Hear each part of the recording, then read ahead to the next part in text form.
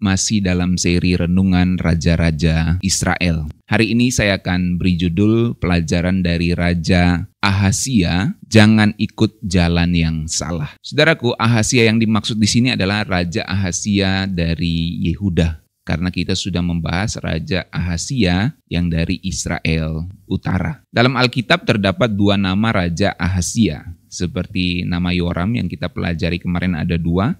Begitu juga Ahazia. Ahazia yang Raja Israel Utara adalah anaknya Ahab. Kita sudah pelajari itu. Dan sekarang kita melihat Raja Ahazia yang adalah Raja Yehuda. Ini adalah anaknya Yoram.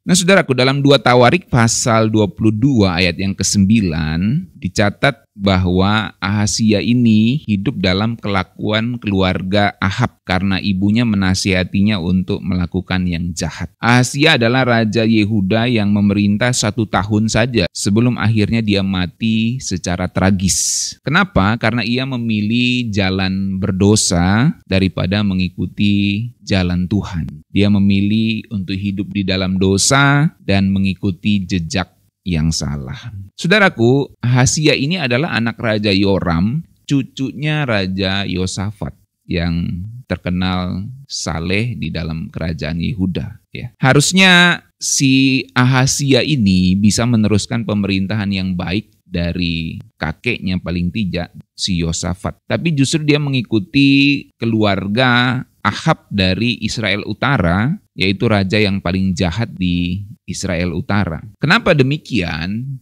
Karena Ahazia dikendalikan oleh ibunya yang bernama Atalia itu. Ya, saudara ingat si istrinya Yoram ini adalah Atalia. Yoram sendiri adalah anaknya Yosafat. Yoram yang di Israel, yang di Yehuda ya, di Israel Selatan, anaknya Yosafat, dan kemudian Yoram punya anak ini namanya Ahazia. Jadi ibunya Ahazia ini adalah Atalia, anaknya si Ahab. Jadi Ahab ini adalah kakeknya Ahazia dari sisi ibunya Atalia ya, di kerajaan Israel Utara. Dan ibunya ini membawa pengaruh buruk dalam hidup si Raja Ahazia ini, saudara. Memang pola asuh yang membuat akhirnya si Ahazia ini memilih jalan yang salah. Akhirnya dalam catatan sejarah raja-raja, Ahazia ini mati terbunuh dan hidupnya berakhir sia-sia. Kalau saya rangkumkan kisah hidup Raja Ahazia, saudaraku ya. Raja Ahazia ini yang pertama dia pemerintahannya singkat,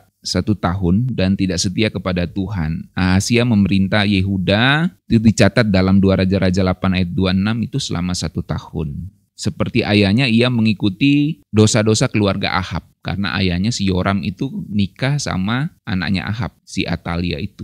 Ya, yang nyembah, jelas-jelas nyembah berhala. Jadi si Ahazia ini ngikutin bapak mamanya. Padahal dia punya kesempatan sebenarnya mengikuti Yosafat. Karena pasti kisah raja-raja itu dicatat dalam kerajaannya. Jadi seperti ayahnya dan ibunya, Atalia, si Ahazia ini mengikuti kebiasaan keluarga Ahab di Israel Utara, padahal mereka kerajaan Yehuda, Israel Selatan. Dan akhirnya si Ahazia tidak mencari Tuhan dan mengikuti jejak penyembahan berhala, saudaraku. Kita bisa baca itu di 2 Raja-Raja 8 dan di 2 Tawarik pasal 22. Itu part pertama dari Ahazia ya, pemerintahannya yang singkat. Bagian yang kedua adalah dia beraliansi dengan Raja Israel yang jahat. Karena memang salah satu raja yang besar di Israel Utara yaitu Ahab adalah kakeknya. Jadi dia beraliansi dengan Raja Israel. Ahazia menjalin hubungan erat dengan Raja Yehoram yang di Israel Utara, bukan bapaknya yang di Israel Selatan, saudara ya, tapi Yehoram yang di Israel Utara, yang juga adalah keluarganya, karena Yehoram atau Yoram itu anaknya Ahab. Ia pergi bersama Yoram ke perang melawan Hazael, Raja Aram. Kalau kita baca kisahnya di 2 Raja-Raja pasal 8 itu ya. Tetapi Yoram kemudian terluka dalam pertempuran di Ramoth Gilead. Kemudian akhirnya si Ahazia ini, saudaraku, terbunuh oleh Yehu sebagai bagian dari hukuman Tuhan. Ketika Yehu diutus Tuhan untuk menghancurkan keluarganya Ahab ini, Ahazia menjadi targetnya juga. Ia mencoba melarikan diri, tetapi kemudian Yehu menangkap Ahazia dan membunuhnya. Itu di 2 Raja-Raja pasal yang ke-9. Ayat 27-28, saudara bisa baca. Kemudian Ahazia adalah bagian dari penghakiman Tuhan atas keluarga yang telah menyimpang jauh daripada Tuhan. saudaraku. Jadi itulah bagian hidup dari Ahazia yang ada di Yehuda. Apa pelajaran yang bisa kita dapatkan dari Raja Ahazia ini, saudara?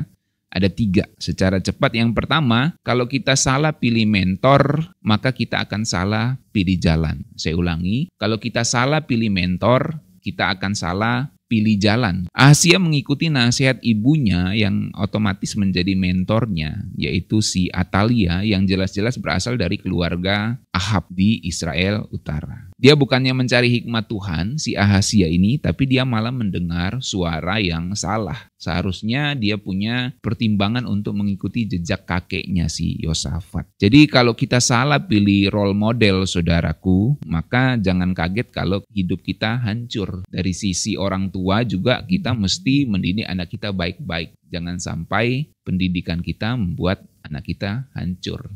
Dari sisi orang tua, tapi dari sisi Ahazia, dia seharusnya bisa memilih. Apalagi ketika dia sudah dewasa, dia harus bisa memilih untuk mengikuti jejak penyembahan berhala atau jejak penyembahan kepada Tuhan Allah Israel, seperti kakeknya Yosafat. Jadi dari Ahazia kita belajar salah pilih mentor, salah pilih jalan.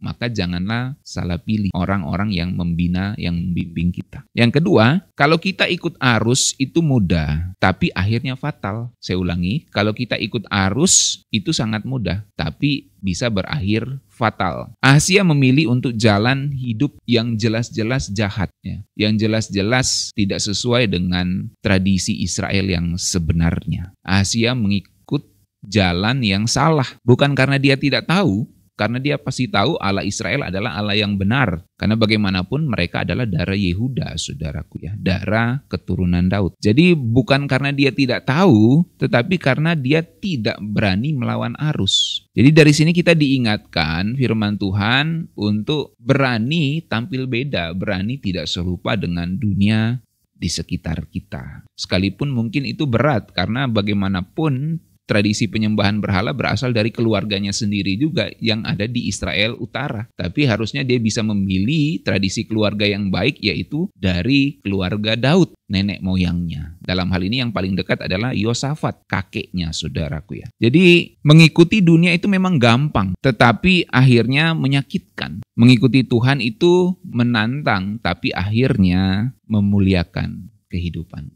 Mungkin saat ini kita rasanya melawan arus. Keluarga kita tidak percaya kepada Tuhan, tapi kita sendiri yang percaya kepada Tuhan. Tapi kita tahu Tuhan yang kita sembah adalah Tuhan yang benar, pencipta langit dan bumi ini. Dan kita disuruh pilih nih, ikuti tradisi keluarga yang salah atau ikuti tradisi keluarga yang benar. Kalau kita sendiri lahir dari keluarga yang salah, ya maksudnya yang tidak mengenal Tuhan dalam hal ini, maka kita harus memilih untuk mengikuti jalan yang mengenal Tuhan Yesus.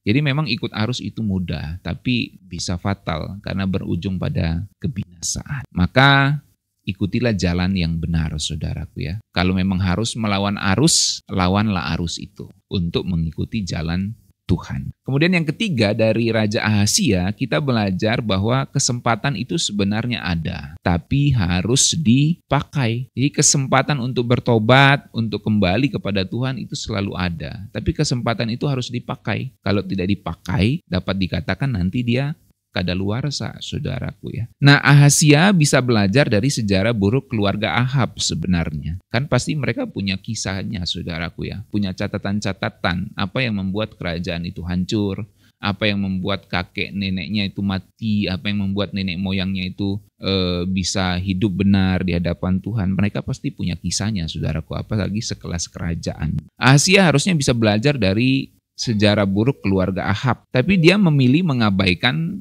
hal itu. Dia mengabaikan peringatan-peringatan Tuhan kepada kerajaan Israel Utara melalui Nabi Elia dan Nabi Elisa, saudaraku. Dia mengabaikan semua catatan itu. Dan dia mengabaikan juga bagaimana peringatan-peringatan Tuhan juga kepada raja-raja Yehuda sebelumnya. Akhirnya si Ahazia ini mati di usianya yang muda, dan dia tidak meninggalkan dampak yang baik untuk kerajaan Yehuda, saudaraku. Nah, kesempatan itu bukan untuk kita sia-siakan, saudaraku. Kesempatan yang Tuhan berikan ini adalah kesempatan yang baik untuk kita menata kehidupan kita. Kita tidak bisa menyalahkan generasi yang di atas kita, kalau mereka memberikan teladan yang buruk, kalau mereka memberikan pola asuh yang buruk, kita tidak bisa menyalahkan ke atas kita, saudaraku ya. Maka kitalah yang harus memilih untuk memanfaatkan kesempatan yang Tuhan berikan, yang ada saat ini untuk memilih jalan yang benar, sekalipun itu melawan arus. Jadi hari ini adalah kesempatan bagi kita, dan mungkin saja itu kesempatan terakhir. Mungkin saja itu kesempatan-kesempatan yang tidak akan terulang lagi. Itu sebabnya mari kita memilih jalan hidup bersama dengan Tuhan. Ahazia punya kesempatan untuk bertobat, tetapi dia menolak, saudaraku. Dia punya orang tua, dalam hal ini kakek yang baik, tetapi dia lebih memilih jalan yang salah. Dia punya peringatan dari Tuhan, tapi terus keras kepala. Coba kita refleksikan kisah Raja Ahazia ini kepada kehidupan kita, saudaraku. Siapakah yang menjadi role model atau mentor kita selama ini? Apakah role model atau mentor kita itu lebih membawa kepada Tuhan atau tidak? Lalu apakah kita cenderung ikut arus dunia atau cenderung berani melawan arus dunia ini walaupun resikonya berat demi menegakkan kebenaran Tuhan di dalam hidup kita? Lalu coba renungkan juga apakah kita sering menunda-nunda kesempatan untuk berubah. Jangan sampai kita kembali seperti kisah raja-raja Israel yang gagal maupun Raja Yehuda yang gagal yang selalu menolak kesempatan untuk bertobat padahal Tuhan sudah peringatkan mereka. Jadi hari ini mari kita memilih untuk terus mengikuti jalan yang benar dari Tuhan. Jangan seperti Ahazia, mari kita pilih jalan yang benar sebelum terlambat. Kalau Tuhan sudah peringatkan kita berkali-kali, mari kita bertobat, saudaraku ya. Amin.